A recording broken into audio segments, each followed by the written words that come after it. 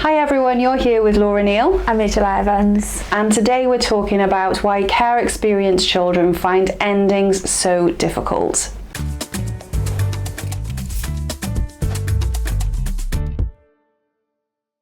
So have you ever noticed how a child can maybe hold it together until the last day of term, or you find that behaviour escalates when something that's planned comes to an end and they're struggling to cope with that, or there's behaviour that escalates around a contact visit or at the end of a placement or a placement move. And you might find children saying, I don't care, I hate you, I didn't even like you anyway, and you're left kind of thinking, where did that come from and why has that even happened? So today we're going to unpick that. So when we think about children who have trauma histories and are care experienced, one of the things we need to remember is that lots of the time those trauma histories include a lot of endings. And transitions. So they might have experienced lots of loss in their history. So it could be loss of family, it could be a loss of previous carers, it could be separation from siblings, loss of their home, it can be loss of just items in general as well. So everything that's around them, for many of our care experienced children, they've lost all of that. Sometimes this isn't done in the most supportive way either, even though that would always be the intention. Sometimes children have to be removed from very difficult situations in very quick circumstances. So it can be very traumatic having an end in a placement or a home in those circumstances as well. So you're adding into the mix additional trauma during those circumstances a lot of the time. So for many of our children, they've experienced multiple placement changes. They may have experienced lots of broken promises, lots of changes, and all of this really contributes to them finding endings and any type of transition really difficult. Yeah, definitely, and we see this a lot. And you made a good point, Laura, about how sometimes endings happen quite quickly and abruptly, and even those things are necessary, and the people that are around the child, or professionals that are around the child, are trying their best to mitigate any fallout from that and act in their best interests. Like you said, the trauma that can then have on them, or the impact that can have on them, again, we've got to look at what is the child viewing that as. How have they interpreted that experience, and looking at that from the child's eyes, and what that means for them going forward. So having a history of things ending, I need to sabotage this placement before someone ends it for me. Adults don't tell the truth, because they said that I can stay with this foster care, but now I've got to move. It just creates so many more questions for our children, doesn't it? And and the impact on them then, that's what we've got to understand. I think the big one is nobody sticks around. Because it's not just those homes that they haven't been able to remain in, it's anybody who hasn't stayed around for them. So then you have any transition, any change of person that creates a similar feeling, because that's happening again. They can sometimes then feel on a high alert, because it's going to end. I just know it. And it's just that lack of trust, that lack of belief, which then, this is why we see the big bursts of emotional and behavioural challenges and the other difficulties, that come with caring for a child that have experienced trauma. And it doesn't always seem related. So for example, at the end of the school year, it happens every year, the end of the school year, completely normal for most children. They know they're going to see their friends next year, but for many of the children that we support, they might have moved schools, or they've had other experiences where they've been expecting to go back to the same place and they've not been able to go back there.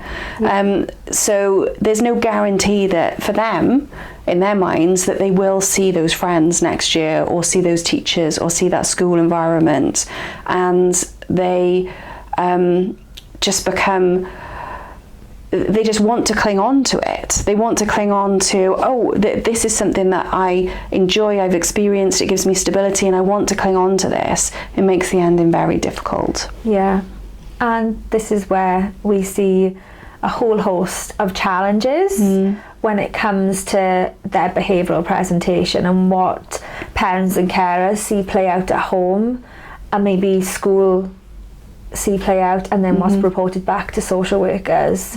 Because the impact that those previous losses or moves have had on a child is continuing to impact on them today.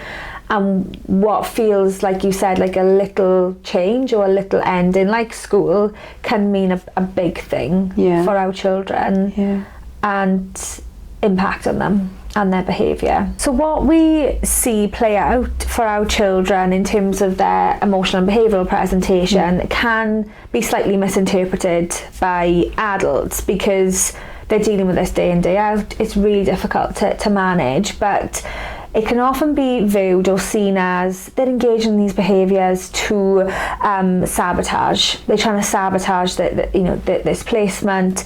He was doing so well, and now it's just ruined. He's ruined everything. He just doesn't care about this placement. We get a lot of that feedback usually to describe some of the behaviours that are being seen by parents and carers that the children are displaying. Yeah, it's almost self-destructive, isn't it? So thinking of like the end of the school year again, so all year you might have experienced a child who has difficulty in those bigger situations, so assemblies, concerts. You know that the end of the school year is going to be unsettling, but it becomes so unsettling that you wonder what's going on. So it almost seems like they're sabotaging it. They're destroying the concert. They're arguing with friends. They might hit out at someone. They might smash up the classroom, and it just seems to escalate beyond all proportion from where you thought it might be, even though you've put all of your safety measures in. And I think this is where children go to, like, this is going to end, so I'll end it first. Yeah, and we've talked about this before in another podcast and in a couple of our deep dives, but like, why is that, isn't it? Especially when we're thinking of an end of a school term. There's no routine, there's more film time, there's like Christmas concerts to be practicing for, or the Easter concert, and there's the routine now has now been lost as well. So it's not just we're coming up to the end of the term.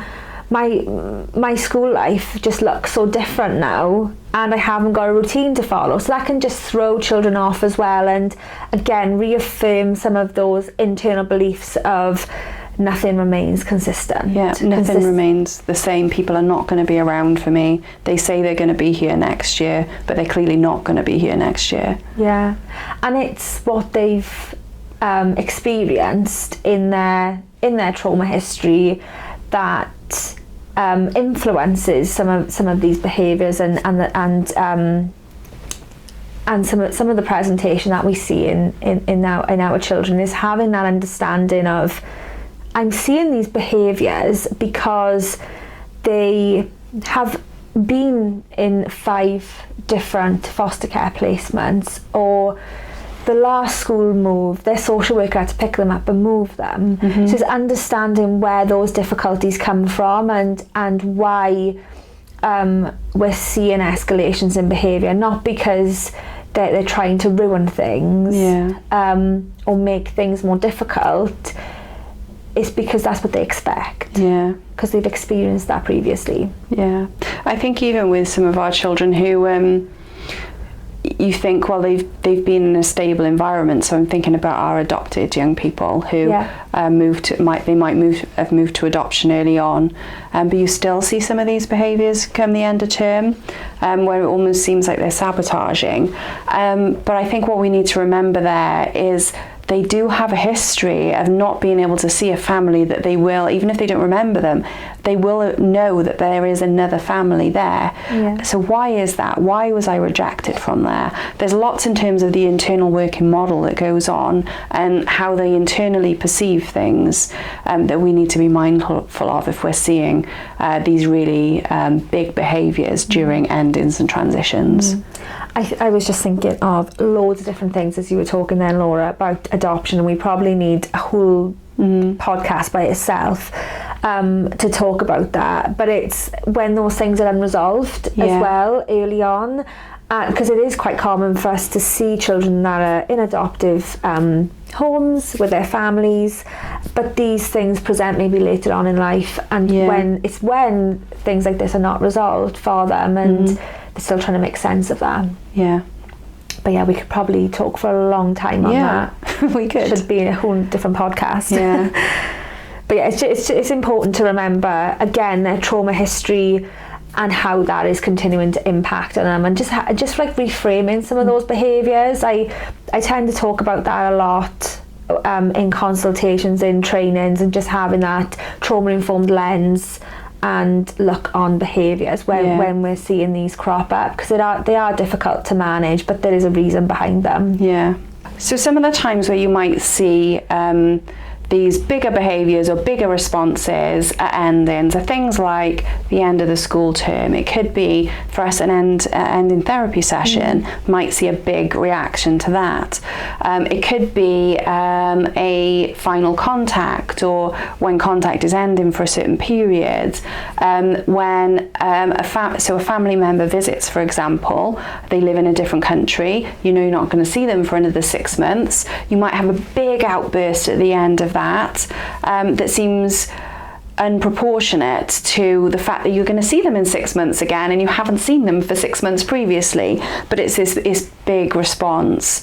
You might also get it when young people, I would say, some young people tend to be good at masking in this circumstance, but when there's a home move, you might see a big response. You might not see a big response, but I'd question, is it going on under the surface then as well? Yeah, it's massive. And I know we've spoken about quite a bit school term ending, but contact is another thing where I feel in my consultations I'm supporting parents and carers like through that, in being able to, into helping them manage, because there's difficulties in the transition from home to go to that contact session, and then after contact, it's like the ending of one thing into another, then the ending of that contact. It is really tricky for families to navigate, because again, it's just like another situation where we see these bursts of behaviours. And not always on the day. So we talk to lots of families where it happens. It can be a few days later, but then it will go on for a couple of weeks. So they almost feel like they're in this cycle of we have a good period, contact happens, and we go down for 2 weeks, and then we're back in a good period again, and then contact happens again, and we go down again. So it becomes very difficult and quite like a cycle that they keep going through. Yeah, but you mentioned therapy as well. We plan for that. Yeah. Here, when we know that therapy is coming to an end, we want to make sure that the child is prepared for that. So I know some of our team, obviously depending on the child, but in some circumstances they've done a countdown or a calendar to visually depict, we've got X amount of sessions left, and I'm going to see you for an hour for another 4 weeks. And then we're going to have this nice activity. I've included in some of my sessions where it's like a family affair, and it's a bit of like a party to mark the end of that time. But we're planning that, aren't we? And we're trying to make it as a positive experience, or a better outlook, that you don't need me anymore. You can do this by yourself now. Mum, dad, or your foster carers can continue to support you, but it's preempting that, especially for some of our children that have wobbles around endings, that if when therapy is ending, we're planning that. Yeah. So Rachel, what would you recommend that parents, carers, professionals do to make these endings or transitions as easy as possible for children? Yeah, I suppose we've touched on a few of them, but just to go into a little bit more detail, I think the first thing is just planning and preempting what could happen in every situation. So we talked about contact, and when I've supported families with that, it's what are we doing before contact and what are we doing after contact to make sure that when that ends, the child is prepared for that and we've got something planned straight after. So you're creating these like mini routines and structure around that time. But involving the child in that as much as possible. You know, in that example I shared with therapy, with planning, it's visually in front of them. They know when that's coming to an end. And we're preparing them for that end and what they can do following therapy, and giving them the confidence to kind of do what we've taught them in session a little bit more independently. So I think planning, and if you can use like countdowns or timetables, is going to be really beneficial for children, again, to keep on referring back to, so they can see when things are going to come to an end. And you can do that with the school term coming to an end as well, so they know what events they have coming up. So if it's well, Easter's is a hot topic at the moment, but planning what that kind of looks like in school, and there's bank holidays and things like that, so you can plan all of that in. Also, helping children to understand their emotions around things coming to an end. So we would say use lots of emotional labelling. I'm wondering if you are feeling a little bit worried about this coming to an end. Let's kind of talk about that. Yeah. I can see you're looking a little bit sad. So we want them to recognise that these feelings are quite normal, but how we manage them. Yeah. Definitely. One of the things you said earlier as well was planning for the ending. I think planning for what's next is so important as well. So you touched on it. So thinking about the end of the school term, if we're coming up to the beginning of the summer holidays, that school year is ending, the child might be returning for the next school year. What does that look like? That's so important to provide that stability over the summer. What does that look like? This can be really tricky for schools, I find, because they don't always know until the very end of term who's going to be teaching the next year. Yeah. Whereas what we would recommend from a trauma-informed perspective is for the last 6 weeks of term, you know who's going to be teaching that child, you know what class they're going to be in. They're being provided with that information. They're having opportunity to go and see the classroom, to meet the teacher, to almost feel more settled in before the end of the current year, so they go into the new year really prepared. That's not always possible though. Yeah, I would say, Laura, the school consultations I've done recently, they're hot on it. Yeah, that's good. Yeah, and I've mentioned already about let's plan for next year. And they're like, let's book that meeting in for May, so we've got plenty of time to plan for that. Yeah. But that is so important, especially over the summer holidays, isn't it?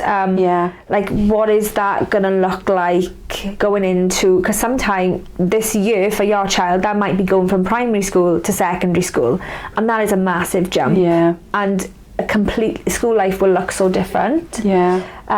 So again, preparing them for that. Yeah, so what will that look like in that type of change? But if it's an ending where there is no continuation, what does that look like instead? So therapy is a good one to look at in this respect. So when therapy ends, you sometimes do have more therapy restarting, but therapy will end, you don't have therapy anymore. So what do you do about that? You need to look at what is the thing that's going to be there instead. So if you don't need your therapist anymore, you've got mum and dad or your carer that is going to be able to talk to you about these things instead. So you're setting up that instead of setting up a similar experience. Yeah, your weekly therapy session, because you don't need that intensity anymore. But mum and dad will be there to be able to talk through these things. You might set aside a certain time every week to check in and it will look different for each family. But every transitional ending, there needs to be something that comes after it. Yeah. So I think there's lots that parents and carers can do to support children doing endings, and just having that understanding of, I know why they're engaged in this behaviour, I know why this is quite tricky for them, but now I have the confidence in knowing how to support them as well. Yeah. So we're coming to the end, and we've got another question from a carer. So why do some children sabotage placements just when things are going well? Yeah. The short answer to this is because they expect them to end. Yeah. So if they sabotage them, they know when it's going to end. And they're in control. They're in control of it, yeah. So I think for many of our children, their histories will be that everything ends. So if they are in a new home and that is going well, they will expect that to end. And it can go well for a certain period of time, and then all of a sudden that anxiety of this is going to end increases, and it's going to end soon because it's been far longer than any other place that I've been, so it must be going to end soon. It might be that it's coming up to a certain time of year, so I don't know why this happens, but the number of children that we've spoken to where endings have always come near their birthdays or near Christmas.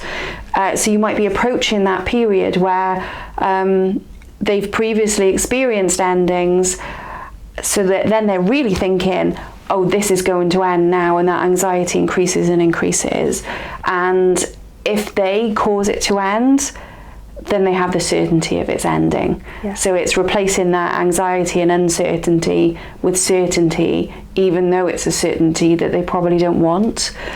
So we have to ride out some of these experiences, and I think using some of the emotional labelling that you talked about earlier, so saying something like, it seems like you're really worried at the moment. I wonder if that could be because you've been here for so long and that can be a little bit unsettling, or that you're worried about, will you still be able to stay here? If you know that that's the worry that they've got, and you can open up those conversations to provide that reassurance then. So key takeaways from this episode today is understanding that these behaviours come from somewhere. Children are going to find some of these endings really tricky to manage, but it's knowing where that comes from and understanding their trauma history, but also reframing some of what you're seeing as well. So those behavioural difficulties that you're seeing, they're not trying to make things worse for you or ruin something that's nice that have just happened. They are really struggling with, like you mentioned, Laura, that internal conflict of, I feel like this is going to end, so I'm going to make it end to save my feelings. So reframe some of those behaviours as a way of, how can I support this child? So they're our key takeaways from the episode today. So thank you everybody for listening to Tribe Talk. If you've enjoyed today's episode, then subscribe to Tribe Talk for more trauma-informed care in practice.